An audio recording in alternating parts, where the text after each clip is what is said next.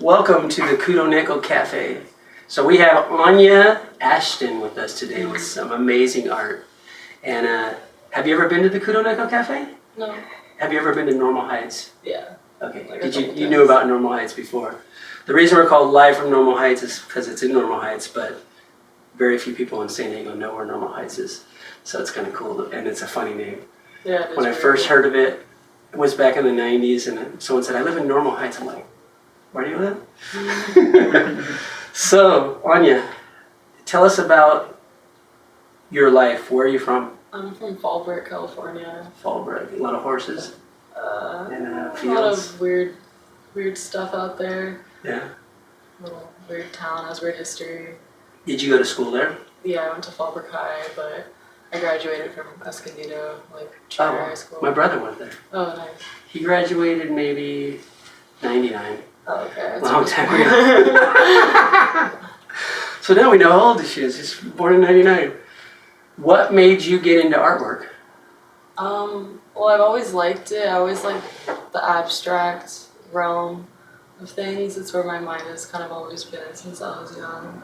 But I was put in like private Christian like Lutheran school growing up, which like suppressed the shit out of me. Which made you want to rebel and so then make there your comes hair my teen purple head and all that crap.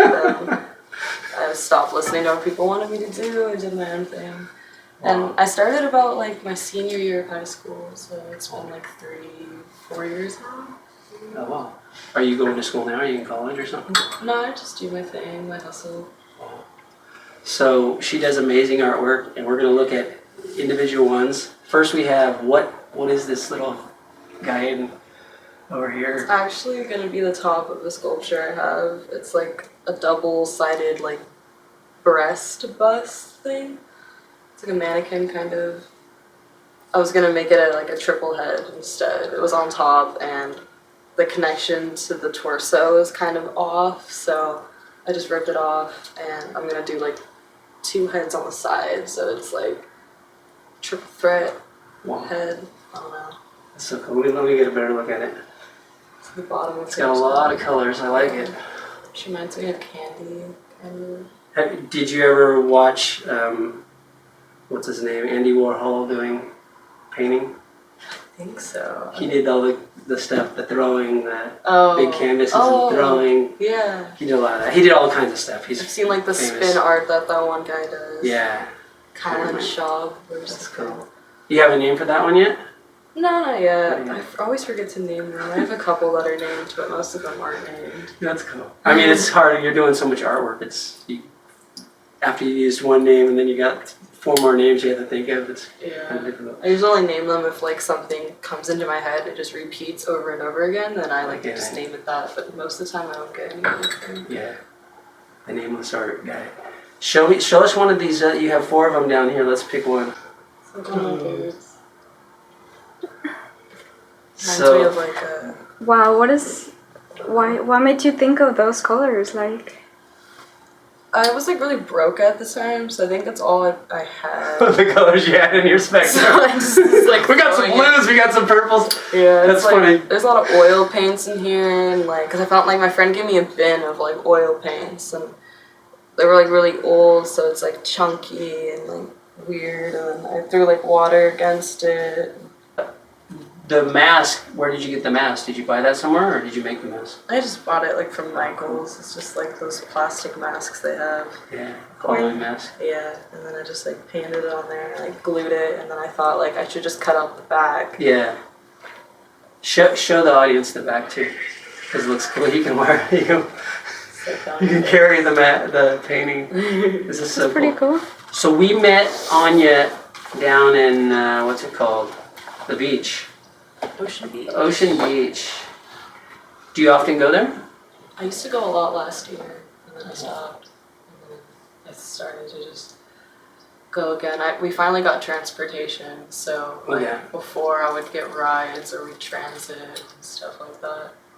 So if you took a train, or you took the train or trolley or bus, and all of them, it takes all 20 days. Yeah, it's like a bus out of Fallbrook and then a train from Vista to Escondido, and then a bus from like Escondido to San Diego.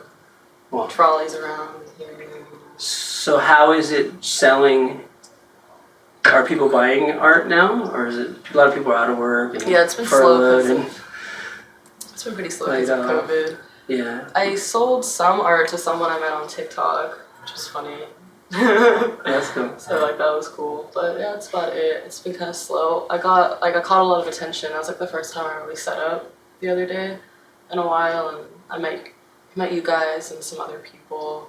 We're just like everyone was just staring at my stuff. So like it's totally hoping to maybe next week I put more out there. Someone might come by and buy.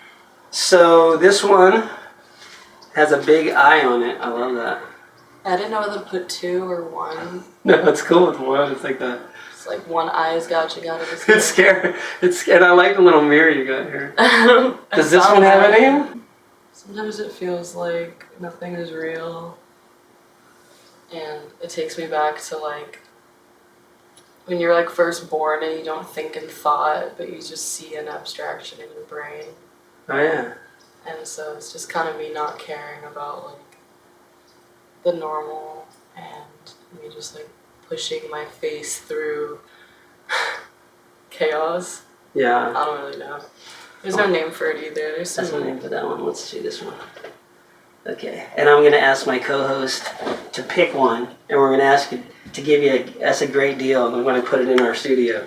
What? So we'll make a deal, but we're going to look at all of them. I made a film. Oh, you made a film? In January. My friend Malia Cadmium filmed it. Oh, cool. And it's called Layered Quintessence. You can find it on like Dailymotion. It's like 20 minutes. But I use both of these as props. Cool. It's kind of what I want to get into more is like prop design. So send us the link and we'll put it up on our website too. Oh, cool. Yeah, thanks. So do you have a way people contact you? Best way to contact you if they want to get your art? Normally through like Instagram or email maybe. Okay. Is your Instagram just your name? Or It's a light projection. So like projecting light from my light brain. projection? Yeah. Okay.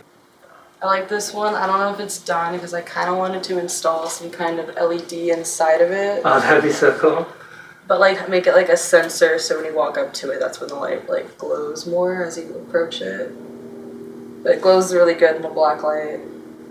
So does that one, like the one with the eye, the face like really pops out with a black light. I feel like that one might be my favorite, but I also like the ones you can wear at the same time. But this one's kind of more sentimental because it was another painting from 2019 before. Oh wow, and you made over it? Yeah. Just another Mushroom. mushroom Yes. dance. It kind of looked like an abstract, like cave art. So Like beforehand, speaking I of would mushrooms, have you tried mushrooms? Oh yeah. I tried it once on my birthday up in Santa Barbara.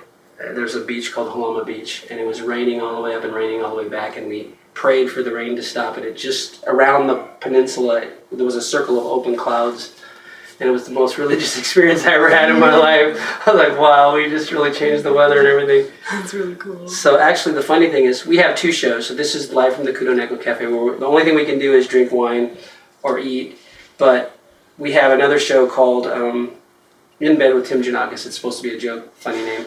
And in that show we take medicinals, which is when we took her medicinal cake. That's really cool. And we have mushrooms, which we're going to do in the near future. That's my next project. Like on live, you're just We're going to do it live in the show. This one was weird. I used like foam that people like florists use. The florist foam. Oh, okay. And like crumbled it up and like, well, it was when like on Instagram and it was like that satisfying thing and people would like make it wet and like squeeze it. So I was like, I'm gonna try it, and I did that, and then so I had like a bucket of like foam for a while. I didn't want to get rid of it, so I just like made it. It looks like coral reefs. Kind of. And some colorful sea. It looks bloody to me. Yeah, it's a. Hello. Reminds me of like a tentacle. I put like eyeballs on it. It has like yeah. a web look to it from like hot glue. And Wow. then just my eyes. I got these like trick or treating. I was like, this is cool. That's so cool. I think we would buy this one.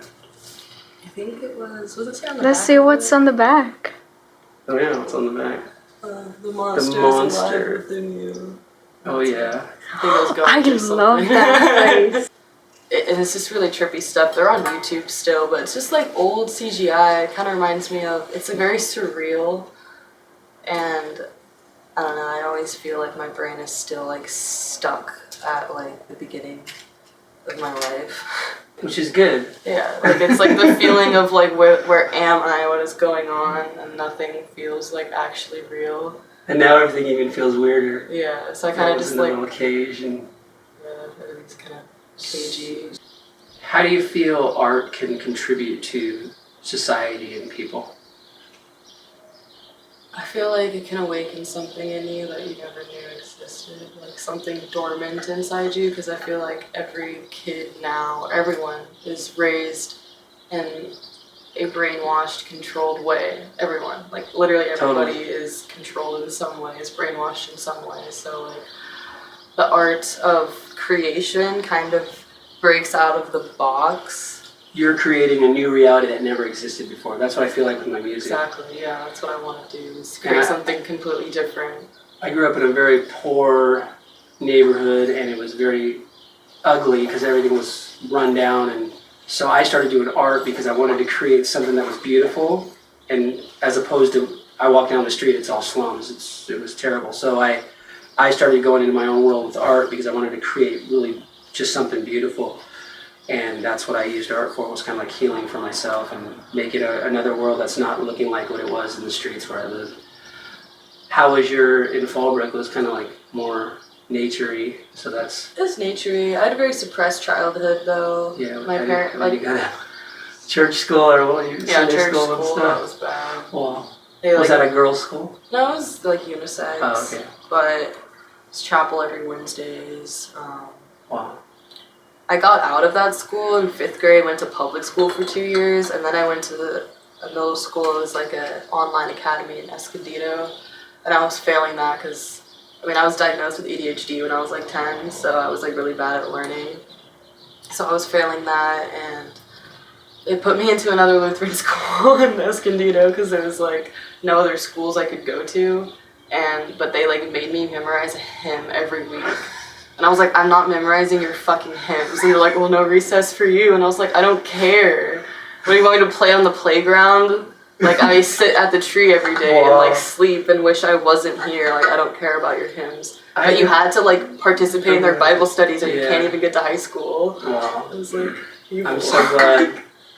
I was very poor, but at least my mom was Buddhist, and she didn't push me. She didn't even push me to Buddhism, which is what made me really get into it, because she didn't want me to. She pushed my older brother, and I was jealous. Like, she loved my older brother more, so I want to get into this myself, you know. It's like if they don't push you, then it makes you curious. Yeah, you want to learn about it. But when they like force me into religion, I'm like, dude, I don't want this life. Like, it sucks. Like, look at how these people treat you. And like, they gave me meth as a 10-year-old to like, or like, that's what pharmaceuticals is meth. Wow. Not like actual, like, here's some crack, but like... Wow, so that's the basis of the whole... diagnosis of ADHD. Wow. They just give you... Because it's basically like, I'm more in tuned with energy, and my meridians are all open and spiraling, and then they notice that, oh, you can't sit still in class. Yeah, well, let's give you something to numb you. Class. Like, in other countries, if a kid can't sit still, they let them go run laps outside. Yeah, go play hopscotch or something. That is crazy. It's so much better, instead of like forcing you to sit and like learn something forever when you like cannot focus. Yeah. And you don't, and I'm like, I can feel the brainwashing. I was like, I feel ADHD isn't a sickness. It's a reaction to being, what you said, controlled and being forced into a set box of someone's limitations that they choose and want to force you to participate in, which is totally, as an infinite being, which I believe everyone is, and a child is more awake to that infiniteness. Honestly. They can't possibly think, I'm going to be in this little box. It's like, what am I, a lamb? I'm a baby lamb to freaking be slaughtered. Exactly. You want to break out, so it's a reaction, and they call it a sickness. It's not a sickness. Yeah, they're like, oh, you're crazy. If you stop making them do this bullshit that they're doing, they're not going to act like that. They're going to be free. Like, send them out to go play with horses, go run around the meadows, go whatever a child wants to do. That's what they should be doing. Yeah, I always wanted to do like dancing and stuff. Oh, okay, that would be good. No. My parents got divorced when I was like a baby, so well, it was constantly like, no, you can't do this, you can't do this. Cause separation block. Yeah. Wow. Well, at least you used all that towards creating something new, and you put all that energy into these creations. How many artworks do you think you've created in your world, in your 3-4 years you've done work?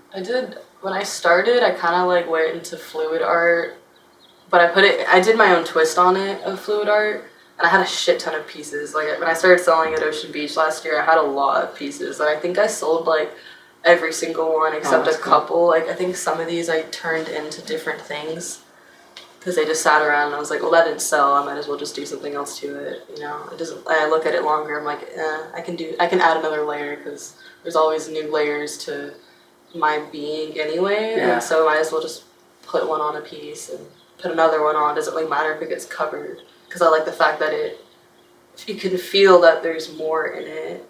I don't know when you hold up a piece like with this one. I can like feel like the depth into it and like what it was before. Cool. But when you first started selling, did you sell it a lot less than you should have sold it for? Like, I'm sure every artist they're starting, they're scared, like no one's gonna buy it. I'm gonna sell it for $20. I can't value my art. I cannot. Yeah, it's very difficult at the beginning. It's really difficult. So it took you like a while of selling to start raising the prices and get to a point where you felt I can sell this for a good amount of money. And I mean, it takes a lot of work. It does. I mean, like if I bought that for $100 and something, that's kind of like ripping you off because you spent a lot of time.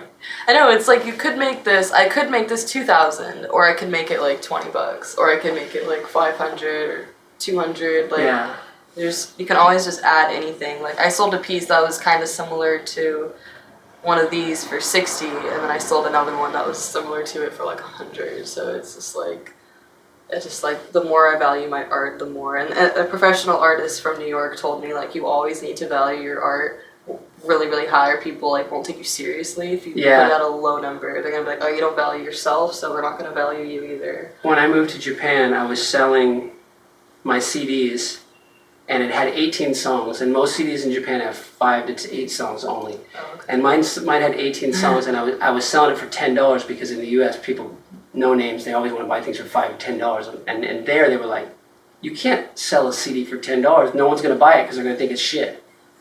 So I'm like, well, what should I sell it for? $28. That's what they sell, all CDs. It doesn't matter if it's a popular person or it's a not famous person. Everyone sells it for $28. Oh, that's cool. That's just what Japan does.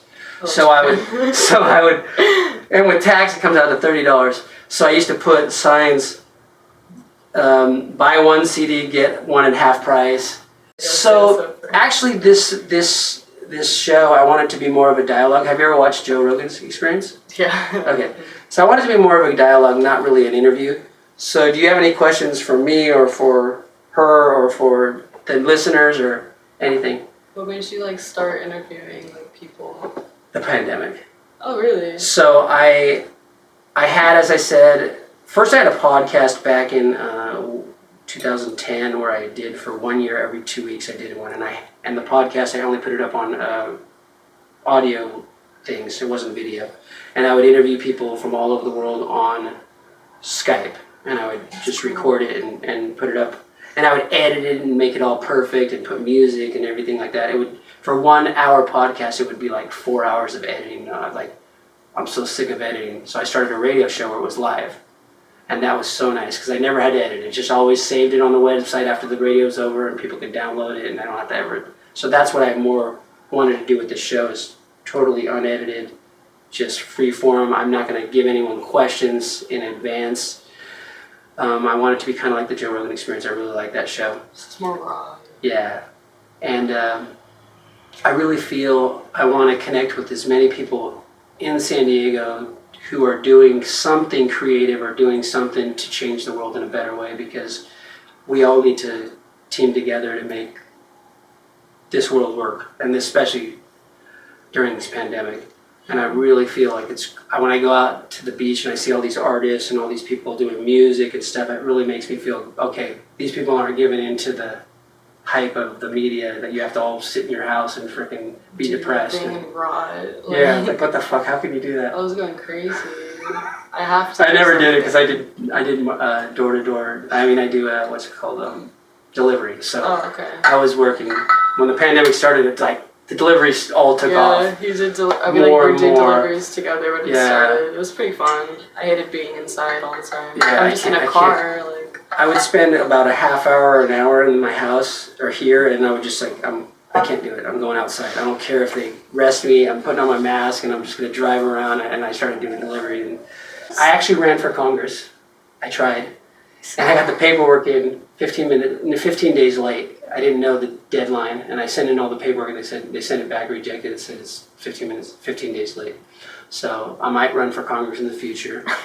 Okay, dude. honestly, So I guess just don't limit yourself and what you can do. Like there's always more progression that your being can like go through. And if you get like hit with a tough spot, it's usually some kind of life test. That's like a trial period. That's like, will you like overcome this, or will you like fall back and fail? Because you don't actually. That's it. You don't fail until you actually stop trying. Like you can fail many times, but you're not actually failing until you like actually give up. Is when you really fail. So all these times when it's like you do something and it just doesn't turn out, and you're like, oh, I failed. It's a fail, but it's not. Until you give it's up. experience. So I think with my life, if I didn't do my music, I would have killed myself a long time ago. And I actually, for 10 years, I couldn't write music, and then I finally broke through writing, and I didn't kill myself, because I was actually set a date to kill myself, and that's when I wrote my first song finally. Okay, thank you guys for listening to Live from Kudo Neko Cafe, which is one of our 2 programs on Live from... Live. Keep going. Okay, you throw me off when you start doing that. Like, what is this stuff? I'm a fucking audience, dude. It's like I'm watching you through my phone right now. But like, You can take your mask off your chin. I don't want to. It's so cute with that little mask there. It's code. I mean, that word is taboo. We're not supposed to say. Yeah. You can say it. So Diane, what do you That's think? amazing. I like your artwork, by the way. Thank you. So which one, you would buy this one, right? Yeah, I will get the bloody one. The bloody one. Definitely. Okay, I gotta come up with $150. I like the color red in it. It looks like guts splattered. For real. I like that. Okay. I can do it. You can do it on this show, not on this show. This show's not that show. Wait, Come on. Just do it Let's off be on the camera. Although she's the director, so she can change the rules, I I guess. don't really wanna. I shouldn't be on the show. No, you gotta ask one question. Oh, just one question. Yeah. So, one question. Let me think of it. I want it to be deep.